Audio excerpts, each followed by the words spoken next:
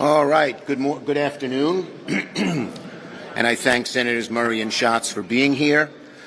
Now, under President Trump, Kristi Noem, and Stephen Miller, we have some quiet, please.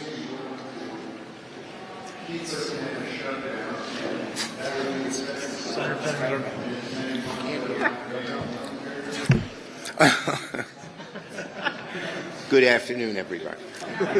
Under President Trump, Kristi Noem, and Stephen Miller, ICE has been unleashed without guardrails, violating constitutional rights, and refusing to coordinate with state and local law enforcement. That's not border security, and that's not law and order. It's chaos, created at the top and inflicted on our neighborhoods and our cities. Yesterday, Secretary Noem, who for some reason still has a job, announced that agents in Minneapolis will start wearing body cameras. Let me be clear. Kristi Noem does not get credit for saying agents will finally do what they should have been doing all along. And why just Minneapolis? Why not the whole country? Every DHS agent everywhere should have a body camera, and it should be on. That protects Americans, it protects officers, it's common sense. But executive actions are not enough, and this administration has proven it cannot be trusted. We don't need promises, we need law. That's why Democrats are pushing simple, uniform reforms to protect Americans everywhere. First, end roving patrols. Warrants. That's what when you arrest somebody, when you break into their house, you need a warrant. Why is ICE accepted from that? You don't get to scoop innocent Americans off the streets. Second, accountability. ICE must follow the same rules as local police departments, including independent investigations. And speaking of playing by the same rules, masks need to come off, cameras need to go on, every officer needs to have ID, simple, plain ID. It's common sense. If a small-town police officer in upstate New York needs to have identification, why doesn't a federal officer? Why are Republicans against this, which is true in just about every police department in America? What are they hiding? Who is Noem hiding? Who is she protecting? Is it because so many have bad records in the ICE force or don't really belong there? No more anonymous agents. No secret operatives. These are common sense reforms, ones that Americans already know and expect from law enforcement. If Republicans refuse to support them, then they're choosing chaos over order. They're choosing to protect ICE from accountability over American lives. And one final point. Since the deaths of Alex Preddy and Renee Good, nothing meaningful has changed. Last week in Portland, federal agents fired tear gas at a crowd that included children. In Colorado, an agent stole a woman's phone, then shoved her to the ground and beat her when she tried to get it back. This must stop. Republicans must change and help us change.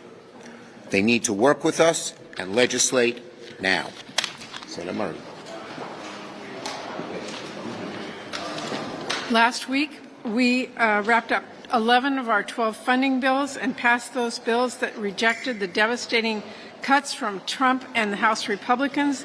It ended the slush fund continuing resolution, and it took Congress's power of the pen back from Russ vote and rejected every far-right poison pill. But our work is not done. There is one bill left, DHS, because we cannot fund DHS if we do not rein in DHS. That is a clear, hard line. Law enforcement cannot be lawless. But that's exactly what we have been seeing from ICE and CBP. What is happening in Minneapolis has not been subtle. Federal agents are going door to door asking for papers, and just as often ignoring papers, taking in people who are legally seeking asylum, like little 5-year-old Liam and his father, who a judge forced them to release this week.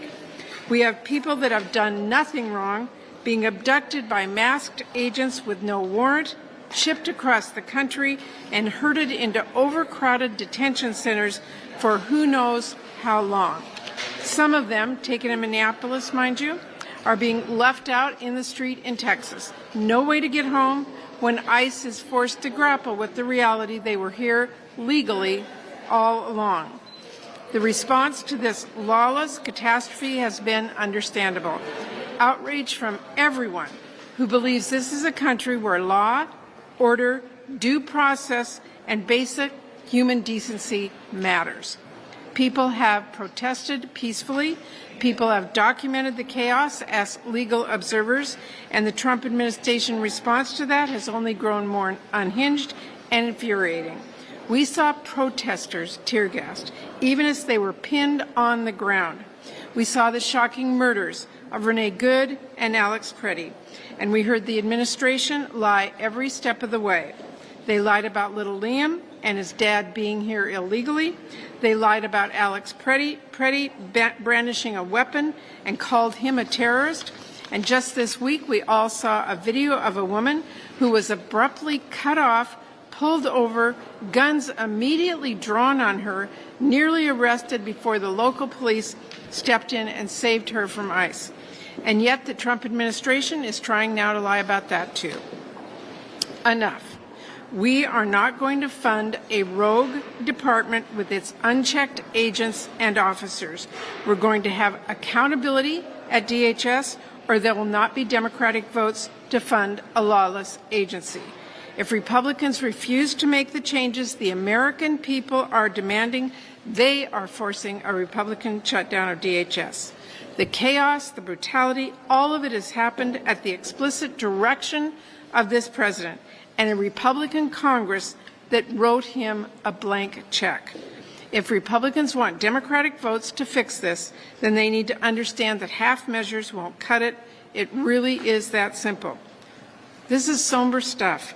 Legal immigrants being brutalized, American citizens being detained, American citizens being shot and killed by our own immigration enforcement.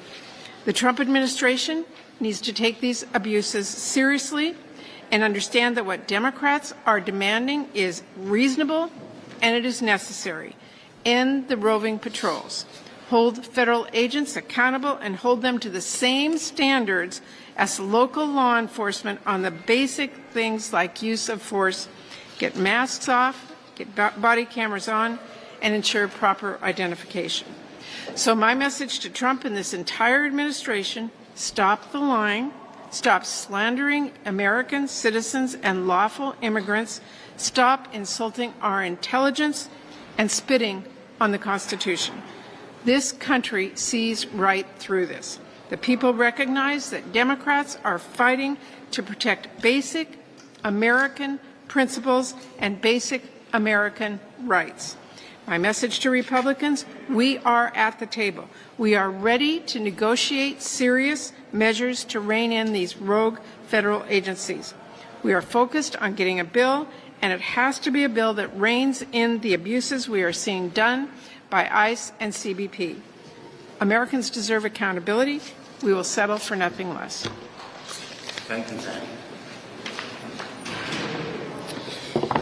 This isn't about immigration. This is about an out-of-control agency.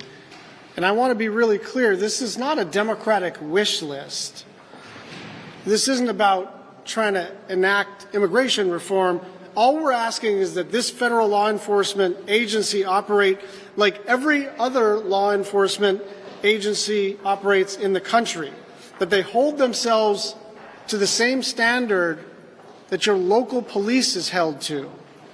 You would not tolerate it if a cop, fully masked, without identification, snatched someone off the street in broad daylight without a warrant or due process, because that is not safety.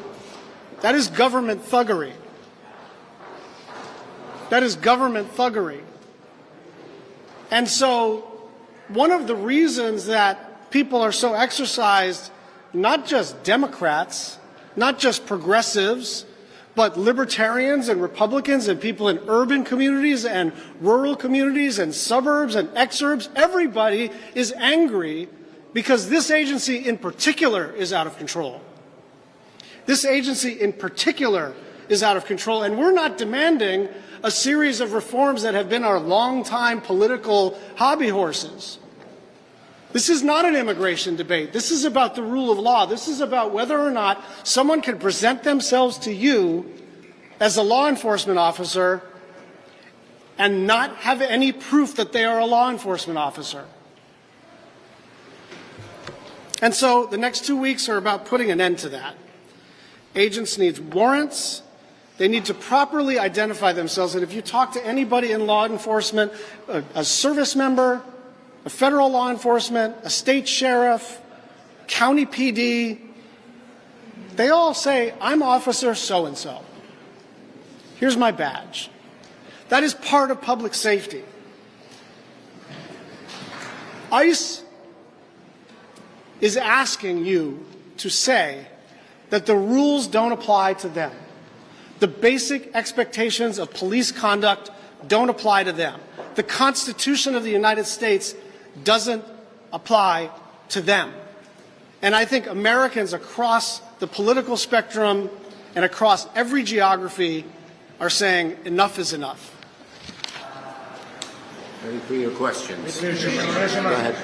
What do you say to Mike Lee's argument that the Senate rules allow the majority to require the minority to stage a talking filibuster to stop the SAVE Act? We've got to get this done, and we've got to get it done very quickly. The SAVE Act is an abomination. It's Jim Crow 2.0 across the country. We are going to do everything we can to stop it. Yes.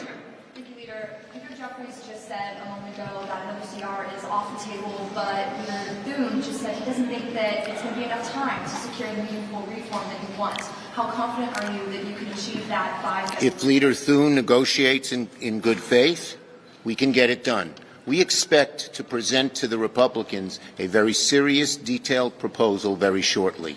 Yes. Leader Thune also said just now that you are negotiating directly with the White House. He's not a part of these negotiations. Are you negotiating? First, Leader Thune has to and should be part of these negotiations. And second, the House vote just passed, and we're going to present a serious proposal, detailed along the outlines of what we have talked about, to the Republicans, both in the Senate, the House, and the White House, very shortly. Yes. Thank you, Leader Schumer. Good afternoon. In the House vote that just happened right now, Leader Jeffries and his top members of Democratic leadership voted against this deal that you guys negotiated here in the Senate. Is there a disconnect between you and Leader Jeffries? Leader Jeffries and I are talking all the time, and we'll be meeting this afternoon to continue our discussion. Thank you.